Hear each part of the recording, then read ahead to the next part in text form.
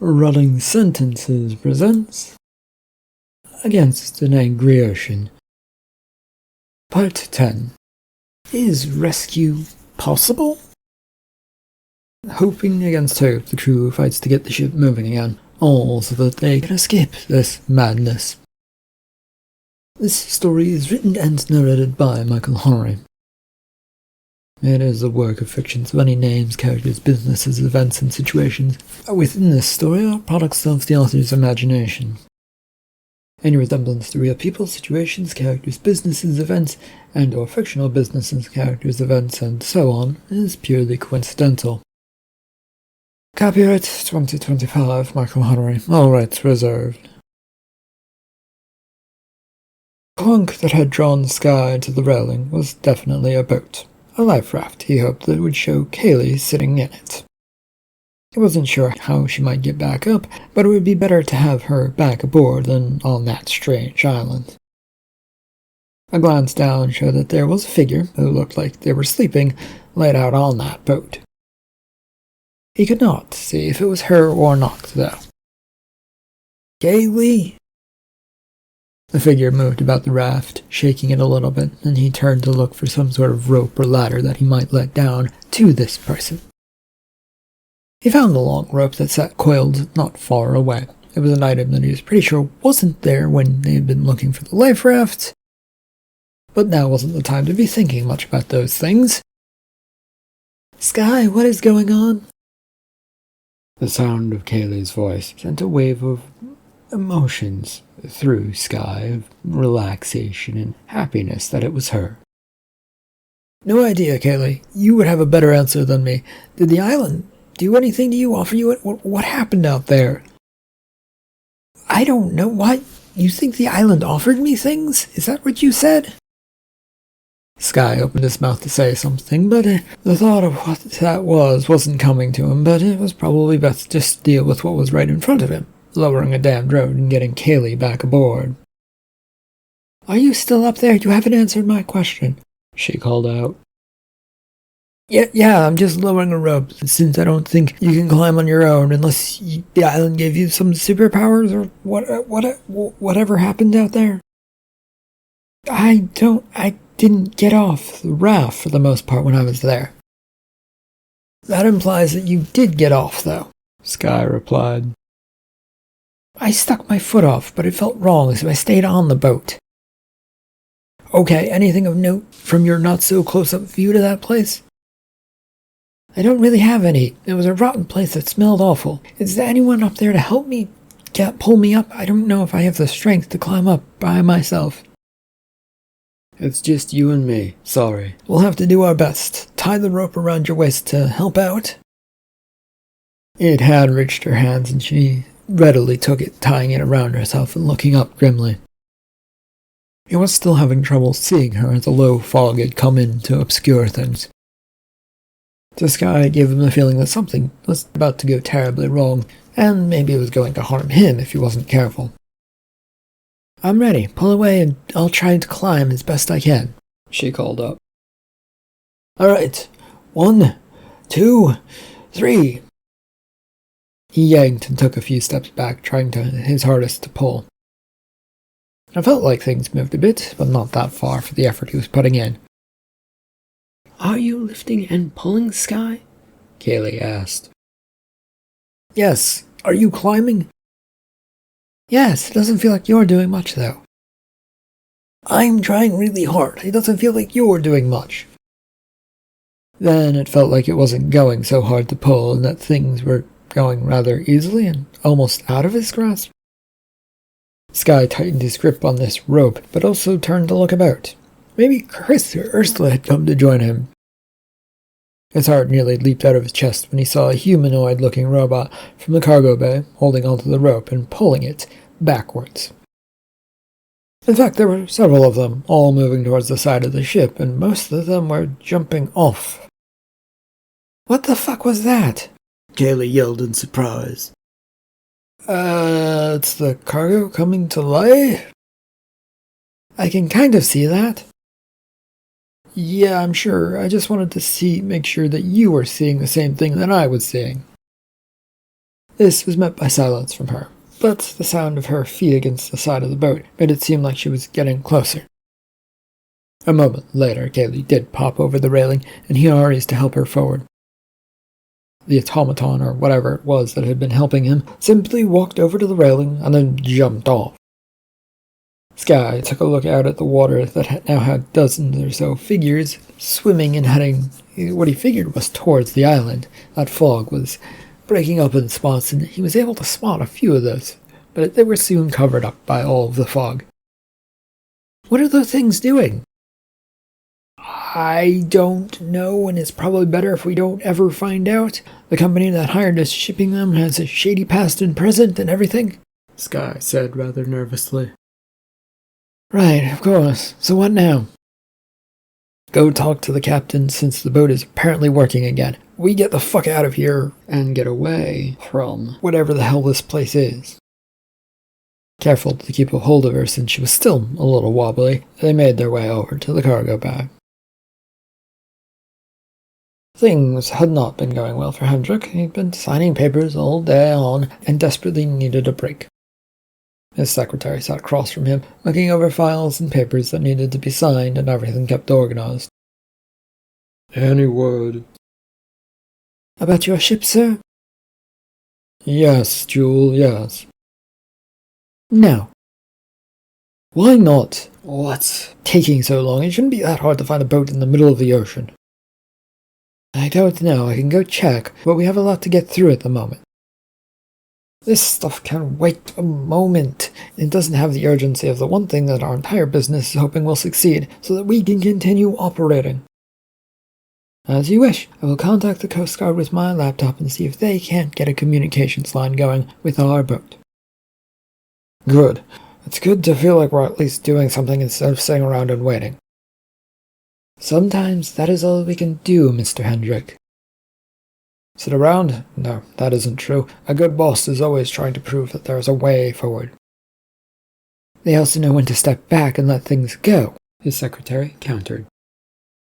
And we can do that once we have an idea of what is known. Without information, there can be no action or reaction. She sighs from her seat and pulls up her laptop, typing a bit away before sitting back. I sent a quick message to my contact. Says that it will take a while until they are in contact with that ship. They will let me know as soon as possible. Can we return to our work now? Fine. The door to the bridge flew open, surprising Ursula, as she had been concentrating hard on the screens in front of her. They were somehow plotting a course to get out of here and to a nearby ship. It was all very weird, and the computer claimed to have no knowledge of any of this. Captain, we're back. She spun about to face the door, seeing Kaylee and Skye enter. I take it then the trip to the island wasn't successful, Kaylee? Not really. We have more important news, though. Yeah, remember when you asked about the cargo, whether it was escaping and, all that? Yeah, Skye, it was a few minutes ago. Well, those robot automatons, whatever they are, made a break for it shortly after you asked that question. They all, or at least I think most of them, got to the top deck and then jumped overboard. Yep, they were headed for the island. Why would they do that, Kaylee? We didn't stop to ask them, and they didn't stop to tell us, Skye replied. There was a heavy, clanking sound that drew their attention away, and a warning flash on a nearby screen. The anchors were coming up. Are we leaving? Yeah, apparently, Kaylee, though the computer doesn't seem to be aware of it, Captain Ursula growled. Something else is controlling things? It appears so, Skye. Right, computer? That is correct, Captain. There is a blank spot in my memory, and I have no idea what's going on lately. Well, then I should get to the engine rooms to help out Chris. You look like you can barely walk, Kaylee. In an effort, Kaylee tries to stand up straight, though still slightly grasping onto Skye's shirt. I can stand. Well, I am not the medical computer. It does appear that you have caught an illness and should report to the medical bay at once, Miss Kaylee. The computer happily chimed in. Are we really going to listen to this computer? Are we starting that now? Well, it's best to have things checked out. You did go to a strange place, Sky said to Kaylee. I'm fine, Sky, just a little off. As your captain, I'm ordering you to report to the medical bay and at least get checked out, for all of our sakes. Fine, can you at least help me there, Sky? With your permission, Captain? Granted, Sky. Make it quick. We need to figure out what this boat is going and what it's doing before it does something dangerous. Kaylee found herself rushed to the medical bay by Sky. The thing was, she did feel ill, but not really ill. It was that weird gassy stomach ache that couldn't decide if it wanted to be something more. Hello, do you need some help today? The computer said, greeting them. Yes, I need a quick check over that says I'm okay. Can you do that? Oh, I will try my best to look over you, Miss Kaylee. Please give me a minute. We don't really have a minute. The ship is moving and we need to know what's going on. You shouldn't try to rush things, or this, Kaylee. I want to be helpful and get down to the engine room to make sure that things are okay there. Who knows what's happened to Chris, and if the computer is doing whatever it wants, something might have happened to him. Just let us take this minute, Sky requested of her. Scan is done. Great, what can you tell me? You're sick, the computer promptly told Kaylee. What's she sick with, computer? Yes, what am I sick with, computer? I feel fine. An illness I've never seen before. Then how do you know I'm sick? You have lots of elevated signs like heart rate, blood pressure, and temperature. What I'm reading lately doesn't match your records from aboard the ship, the computer told her. I can still work, though, right? Yep, no problem with that. Is that wise, computer? There's nothing I can do, and she seems to be able to work and stand on her own, so I'm giving the okay. See, let me go get to work, Sky. Sky frowned to her. Okay, just if you feel weird, get back here and see what the computer can do for you. Yeah, I'll think about that. I don't trust the computer, and you shouldn't either, and it doesn't know what's wrong with me in the first place. She pulled from his grasp and hurries from the room. The engine was humming along, doing its own thing, which Chris was great. Things are going along as they should, which is why he was now sitting there puzzled how everything seemed to be doing that. All systems are go and anchors have been pulled up, sir, the computer announced to him. I didn't tell you to do that, computer. Just check on the systems. That's what I wanted. I know. I figured I could tell you since it's going on and the ship is preparing to shove off, as you humans like to say. Thanks. Is there anything else I can do to keep things running smoothly? He asked the computer to feel like he was doing something. Did you find the fuel to keep things running, Chris? He turned to see Kaylee coming in, looking tired but eager. You okay? I'm fine. Everybody needs to stop asking me that. What about the fuel? I never saw anything or did anything about it. I mean, I did see a valve, but I don't think it led to anything. The ship came back to life all on its own before I really did anything. What is this about fuel levels? There reportedly are none in the tank's computer. That we're aware of, Chris added to Kaylee's comment. Oh, I see. This is true. There's little fuel left to get where we need to go. Chris growled to himself, then asked, Do we have enough fuel to get anywhere, and where did it go? You were keeping track of things, the computer. Oh, well, I don't think we had much to begin with, Chris. According to what records I can access, we had enough to get out here and a little ways back. This sounds like something was set up to leave us stranded. What do you say, Chris? Yeah, it does. We need to get out of here fast. Are you abandoning me and the ship? Not yet, computer, no. We need to get to safety, and you're our only hope at that. Where is our boat headed to? Kaylee replied to the computer. Into the fog is the best guess I can offer you, Kaylee. It is programmed to go several hundred miles northwest. As far as the engines can take it. And are there problems other than fuel with the ship? Ah, yes, Chris. We appear to have sprung several leaks. There were several small warning lights going off around the bridge. Ursula and Sky were busy tending to them and trying to turn them off, with little luck. What is that one warning about over there? She pointed towards a screen next to Sky. Saying that there's a leak along the hull, but that it isn't bad. It can't do anything about that, the computer?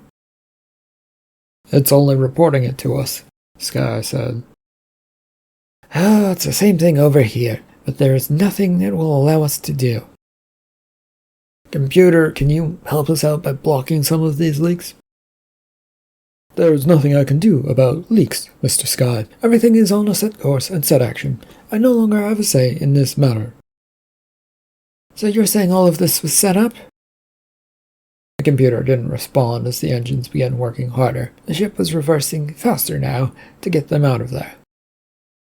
I don't think we're going to be aboard this ship for much longer.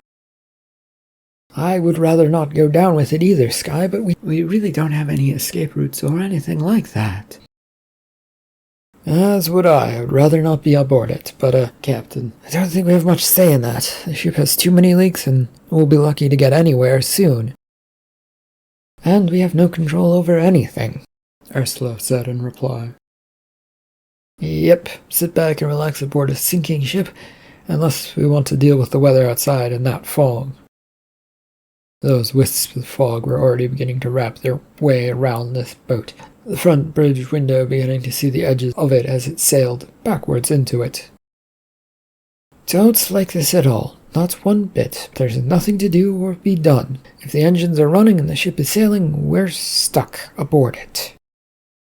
Maybe we can find that rescue ship? But Ursula merely shook her head no. It seemed unlikely, even though the computer had told them that the boat was around in the area. The group sat around, having eaten the latest meal prepared by the computer for them. They sat in the dining area, just enjoying the quiet of this booth table that they had to eat at. 3 days had gone by since their departure from the island, with nothing to do but monitor the screens and what it told them as the ship managed to go lower and lower, slowly, in the water. We're really sure that there are no life rafts aboard? Chris asked. I went over the place with a fine-tooth comb and spotted nothing. So until we find that ship out there that was supposed to be rescuing, I think it was a Coast Guard cutter, we have nothing to help us, Chris. And the storms have gotten pretty bad out there. I doubt we'd survive in a little dinghy, Kaylee added. I know, but I'd hope that someone had found something to give us a little hope. Don't you guys hope that, Kaylee? Sky? Ursula? Speaking of hope, how much fuel do you think we have left, Chris? Or Kaylee? Sky asked. Not a lot, and our sail ripped yesterday, meaning it won't help us out when we do run out. As Kaylee says, we don't have much left from what we can tell, and I would expect that things are going to run out soon, so be prepared for that, Chris said. Best be ready for sailing on momentum alone, that is until the boat just sinks itself. How long can that sort of momentum last? Chris offered a shrug in response to Sky's question. Well, we must be prepared for everything and anything to happen, guys. And how do we go about doing that, Captain? All we've managed to do lately is sit around waiting for something to happen to us, Kaylee said. I don't know, Kaylee. Something is bound to happen at some point, but we won't know until it occurs. Be ready for anything, basically? That what you're saying, Captain? Yes, second in command. Make sure you have the supplies tucked away and you have plenty to eat. We might not be saved if we're all out in the water, but we can gather some stuff, maybe float on it, maybe use it to survive. The glumness of the tone from Ursula gave them all pause to consider this. The food that they had before was mostly eaten, but now was going untouched as something about that just didn't sit right with him. The air having taken a heavy feeling that made them all just uncomfortable and unhappy to deal with this. "Ah, ladies and gentlemen, good news for you," the computer announced. They instinctively looked up at the sound of the computer's voice, trying to see it. The ceiling, though, only had a few spots for speakers, and kept a plain, sort of metallic appearance. "What kind of news?" "I said it was good, Kaylee," the dining room computer said. "Yes, just tell us whatever it is, please." "As you wish, Captain. There's a nearby ship that is sending out signals." "Like they're searching for someone or seeking help?" "And to add to Sky's question, how far away are they?" Chris then asked. "Just over 200 nautical miles through the fog. I believe they're signaling to us and searching for us." "It's the rescue cutter." "Well, that would be my assumption, Captain, but I haven't been able to confirm the vessel's identity yet." "Well, do that with all the computer power you have." "I will work on that, Kaylee, but I am the dining computer and I only make food. It's been assigned to other computers." "Right, then we better prepare and get your stuff ready in case we can get off this boat. Guys, we have hope," Ursula said as relief washed over her and a smile came to her face. "Anything or everything, or just the essentials, Captain?" "A rucksack worth of provisions, which I don't think most of us brought. More than that aboard?" "2 bags of stuff to be on the safe side, one filled with extra food that I haven't touched yet." "I guess you get to bring 2 bags for when you jump into the ocean and hope the boat can save us, Chris." "Is that what we're gonna do, Captain? Jump down into the ocean?" Sky found himself asking. Ursula paused for a good long moment, looking over each of her crew members. Slowly they began to rise up and tend to things. She didn't feel all that comfortable with the way things were going, but it was out of her hands for the moment. "Computer?" "Yes, Captain?" "Are you directing us towards that ship?" "Well, as I was told by the bridge of your orders, and they agreed that we need to get closer to them, and that they were going to set a course for that. Is there anything else you would need?" "How long until we're near them?" "Most of the day's travel." Sky's question brought up another one from Ursula. "We're sinking. How long does the computer think that we can hold out aboard this ship?" There was a slight pause before the computer responded to that question. "Our preliminary results show that we won't make it to them, though these are rough estimates and are open to change." "Well, that doesn't really give us much hope for what's to come, but it's all we got. Get to work, crew, getting your supplies and goodies, and be ready for a cold, cold ocean." Sky had spent the day collecting his stuff and making sure it was packed away. A few bottles of alcohol, some food, and his clothes all tucked into his rucksack. Yesterday had been split between searching for any life rafts once again and looking after the bridge. Neither of those things really needed to be done, but he'd done them, and now he was back in his room after a night's sleep, waiting for them to run into this boat. He sat on his bed, wondering what was next. "Computer? Is there something you need assistance with, Mr. Sky?" "Yes, where are the life rafts aboard this ship?" He wasn't sure if anyone else had bothered to ask, and figured it was better to do so just to make sure, and one never knew what answers one could get from asking questions. "The what, sir?" "Little rafts that will help us get off the ship if it were sinking, those things." "Ah, yes, those things. I'm not entirely sure. They may have been packed away in some nook that I am unaware of." All things considered, that was about the answer he'd been expecting. It didn't help him, and left them right back where they were. "Is there anything you can do to actually help us get off this boat?" "There is one thing, but it's more of a question for you and your fellow sailors. It will help me clarify things." "Oh, yeah, sure. Ask away." "Are you planning on abandoning me aboard this ship?" This was something Sky hadn't remotely given an iota of thought to. Should they abandon him? Should they abandon the computer? It was perhaps a good question for the captain and not him, since he had no real authority over anybody. But I can honestly say I don't know. Have you asked the captain or any of the other crew? "I have not, sir." And aren't you hooked up to some sort of online system that uploads everything about you? That's what you said, right? You were in constant communications with that system. There was a pause as they waited for a response, but instead of waiting about for it, Sky rose from the bed, knowing he had to tend to things and had some questions asked to the other crew members. Ursula moved from station to station on the bridge, checking over things. That data all read that they were slowly sinking and that the engines would soon stop working altogether. Everything was broken in some fashion, with some power occasionally flickering on and off. Geez, I wish I could find that other boat. It should be nearby. My radar says they are about 50 or so miles away. Well, I can't see them through the fog, and our signal doesn't seem to be reaching them. It should, Captain, the computer happily announced. I hate to interrupt whatever's going on here, but, how are things going? Sky entered the bridge, carefully looking about. Same as always. Not well. You need something, Sky? Yes and no. It's more of a question that the computer came up with. I think you should answer. Computer, what is it you wanted to know? Ursula asked. Oh, yes. Sky's room processor computer has forwarded an important question to me. I guess that's proof that they aren't completely connected, but, I think they're just fucking around with you, Sky.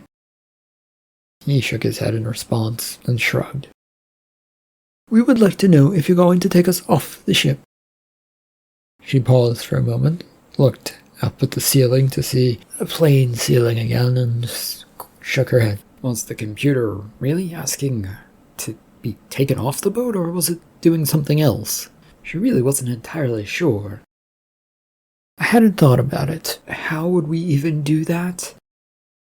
The room that Sky found will have the data caches in it. Take that with you, and we'll have 5 of them to be exact if you're going to abandon the ship. That's it. That's all you want us to do? Take those 5 caches? Sky asked. That is all we ask. And we get something in return for this? I will do my best to get us closer to that boat. Fair trade, Captain?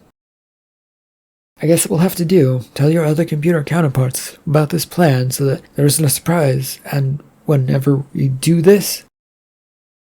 Yes, of course, with pleasure. Mr. Sky, if you could be so kind. Are we sure about this, Captain? Nope, but it's a chance to get in closer and at salvation, so we kind of have to take it. Aye, Captain. It'll be done. All crew and computers have now been informed of the decision. I hope this is okay, Captain. Yes, it's fine. Now we need to keep tending to things and charging towards that boat. Actually, Captain, I think it's my turn to watch over the bridge. You've been at it for quite a while now and need a rest. Rest won't come, Sky. Plus the boat is nearby, and I don't want to be asleep when it is found. I mean, what might happen to me if it's asleep and when it's found? Well, at least go relax in the entertainment room. It won't put you to sleep. It will help you relax. Not so sure on that, she said rather bitterly. Well, then come help me remove the memory banks or something from the computer. Whatever it is that we're doing. Yes, several drive caches that need to be removed from the databanks. These are pretty simple to see and find, but they are sort of heavy to carry, so the more people the better, the computer offered. Did you call the entire crew to come help, computer? Yes, I may have. We don't have much else to do, and staring at these screens is just boring and not really helpful. And it already feels like everything is shutting down, so come on, Ursula. Alright, let's go do this, Sky. Better than standing around staring at computer screens that do show the same thing over and over again when they're working. Hendrik sat down behind his computer desk in his office at the Shipping Ship, Inc. He barely had time to settle in when the door to his office opened once again, and his secretary came bustling in. Usually don't bother me so early in the morning, so something is the matter? We have a report on the ship and the crew, sir. Good or bad? She stopped quite a few feet short of him and bit her lip. He took this to mean that she was looking for some sort of answer that wouldn't get her in trouble. It's a bit of both, sir. Well then, out with it, Joel. The crew has been recovered from the ship by the Coast Guard, but our ship sank. He closed his eyes to bat down the headache and the frustration that were oncoming. There's more, I assume?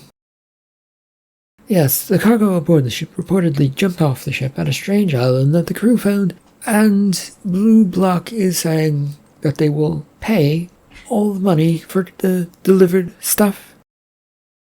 Have the crew gone mad? He wasn't really listening to that last part. It was more of the weirdness of a strange island that the crew found that was putting him into a headache. He already knew the answer to his own question that, yeah, putting it out there though, it felt good and right just to get it out on the record.